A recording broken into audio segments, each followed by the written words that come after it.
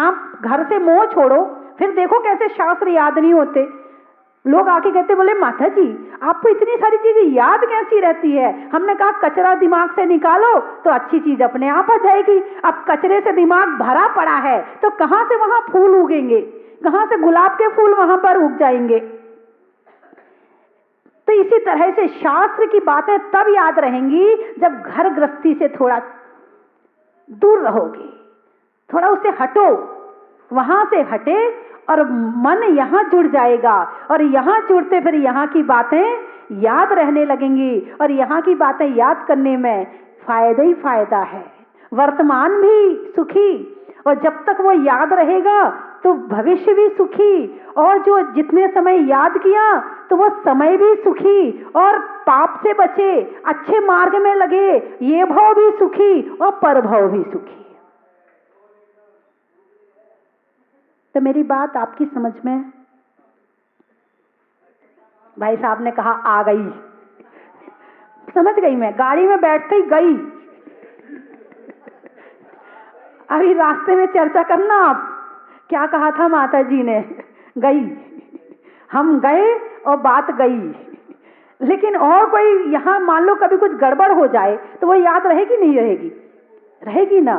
तो बंधुओं, जितनी बातें हम घर की याद रखते हैं, यदि प्रभु को याद रखना है, जिनवाणी को याद रखना है, तो इसके लिए आवश्यक है कि घर की बातें छोड़ें। 1 घंटे का मौन लेना शुरू करें, घर में बैठ जाएं सब इकट्ठे होकर के, और 1 घंटे का सब मौन ले लें कि 1 घंटे के लिए कोई घर गृहस्थी की चर्चा नहीं करेगा। जो एक किताब पढ़ी जा रही है, आधा घंटा किताब पढ़ें, फिर मेरी भावना पढ़ें, कभी दुखहरण विनती पढ़ें, कभी भक्तांबर पढ़ें, कभी एक ही भाव स्त्रोत पढ़ें, कभी विराग भावना पढ़ें, कभी वैराग भावना पढ़ें, कभी तुमसे लागी लगन पढ़ें, कभी कोई भजन पढ़ें। 1 घंटे का समय आप नियम ले लो कि आपको घर में मंदिर बना करके, मंदिर तो है ही, जिस घर में धर्म की चर्चा हो जाए वहां भगवान आएंगे, और जहां भगवान है वहां मंदिर है। तो 1 घंटे के लिए आप अपने घर को मंदिर बना लें, देखिए घर में कैसा आनंद आना शुरू हो जाएगा।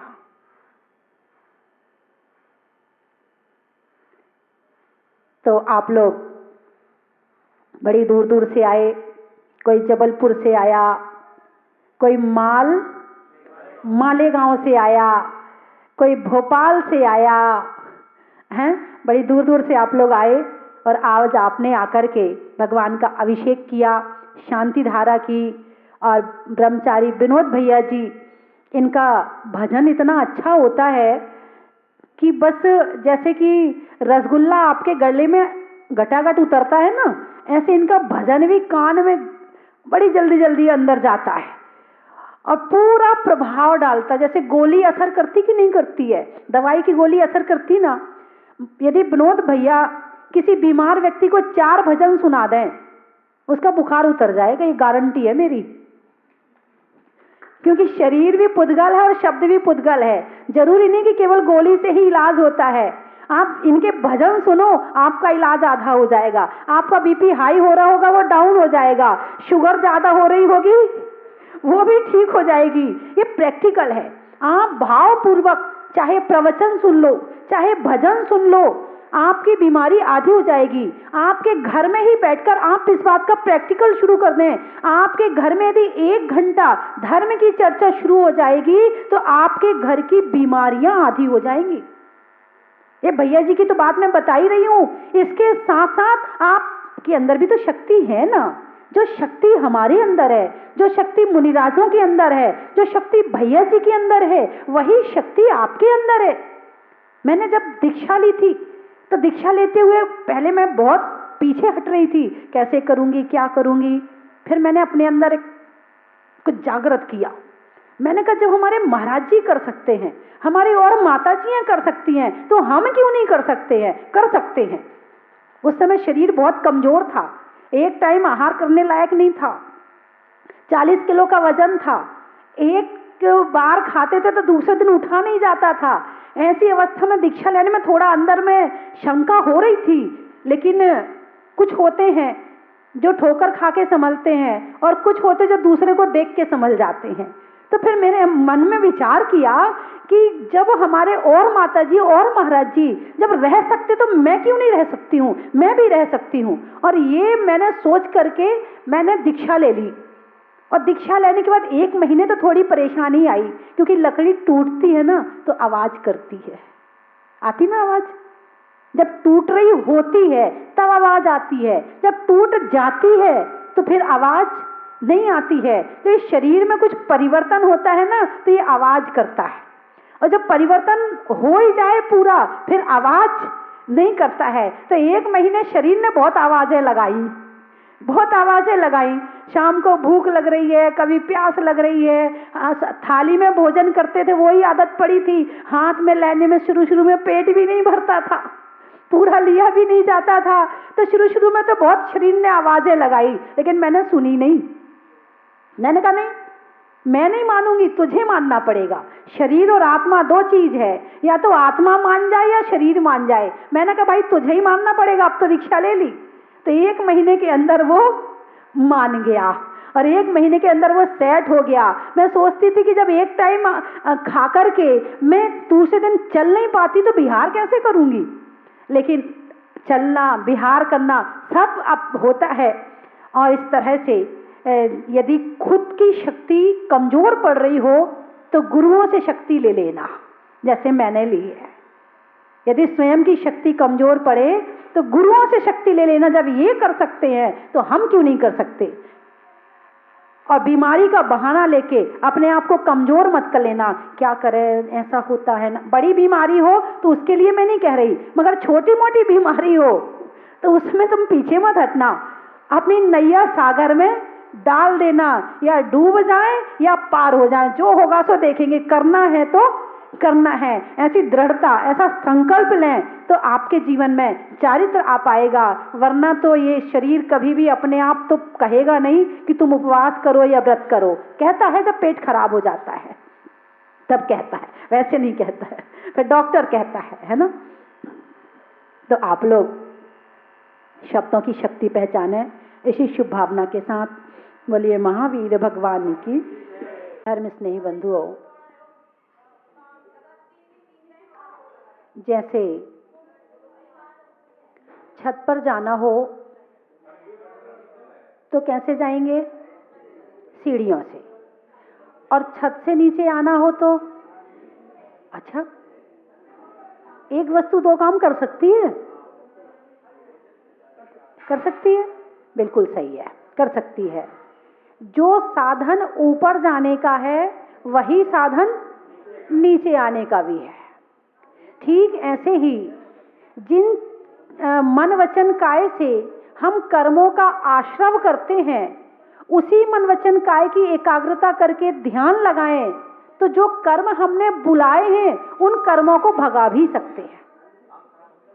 जिस मन से पाप कमाते हैं, जिस वचन से पाप कमाते हैं, जिस काया से पाप कमाते हैं, वही काया मन वचन यदि अच्छे काम में लगा दी जाए तो वही पुण्य कमाना शुरू कर देगी। पाप का रास्ता और पुण्य का रास्ता, दोनों का रास्ता तो एक ही है, रास्ता एक ही है, लाने वाला अलग है, भाव अलग है। भावों में यदि परिवर्तन हुआ तो पाप, परिवर्तन हुआ तो पुण्य, और तीनों की एकाग्रता होने से काम बड़ी जल्दी होता है।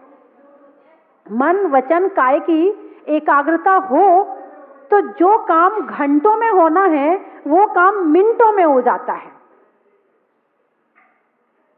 छेढाला में पंडित दौलत राम जी ने बड़ी अच्छी लाइन लिखी है, कोटि जन्म तप तपे ज्ञान बिन कर्म झरे जे, और ज्ञानी के छिन माही त्रिगुप्ति ते सहज टरे जे।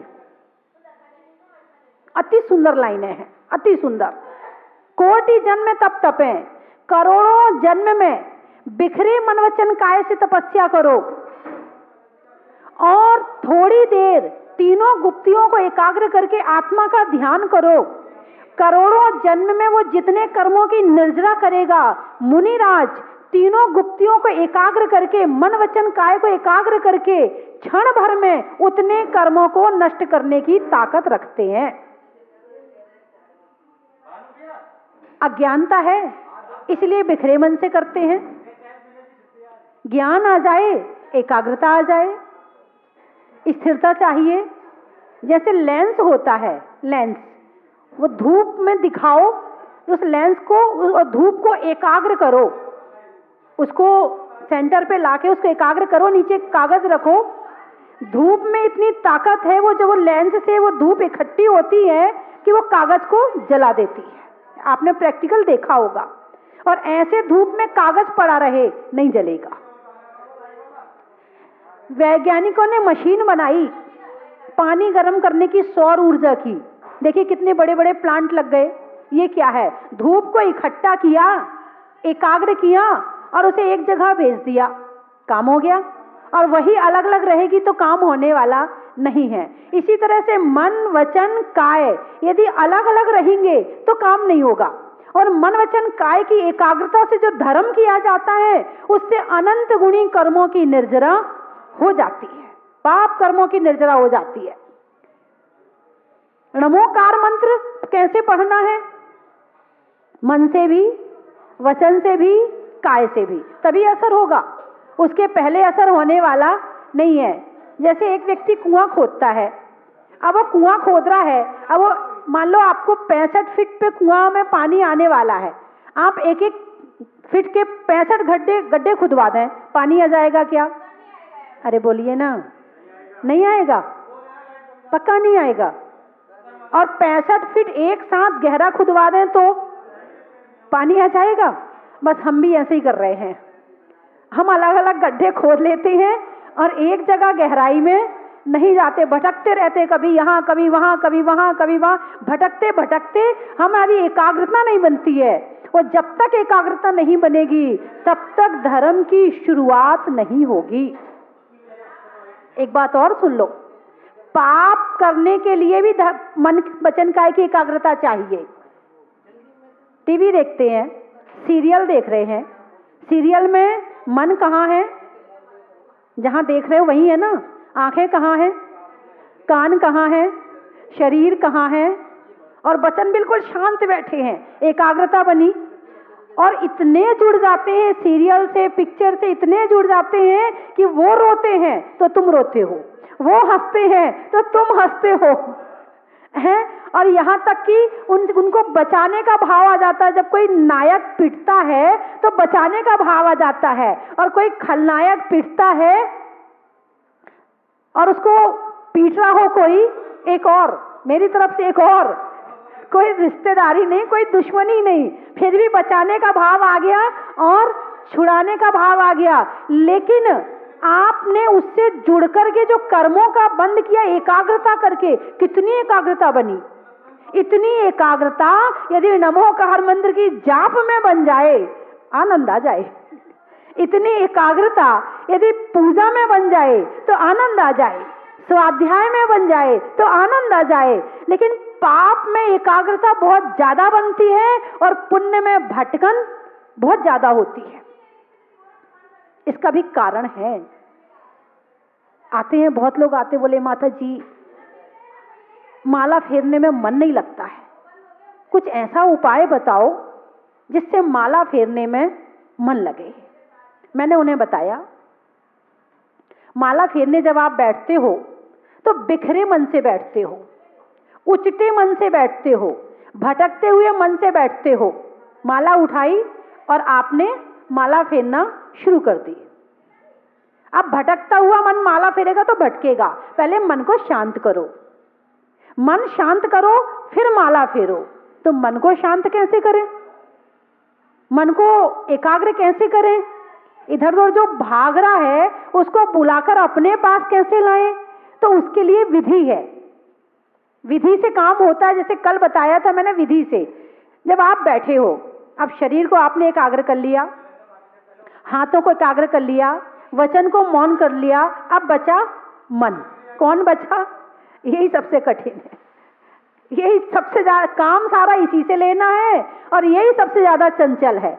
जितना चंचल शरीर नहीं है, जितना चंचल आंखें नहीं, इन सबको चंचल बनाने वाला मन है, शरीर को भी और वचन को भी। और चंचलता में सही काम होने वाला नहीं है। चंचलता हमेशा नीचे की ओर ले जाती है और एकाग्रता हमेशा ऊपर की ओर ले जाती है।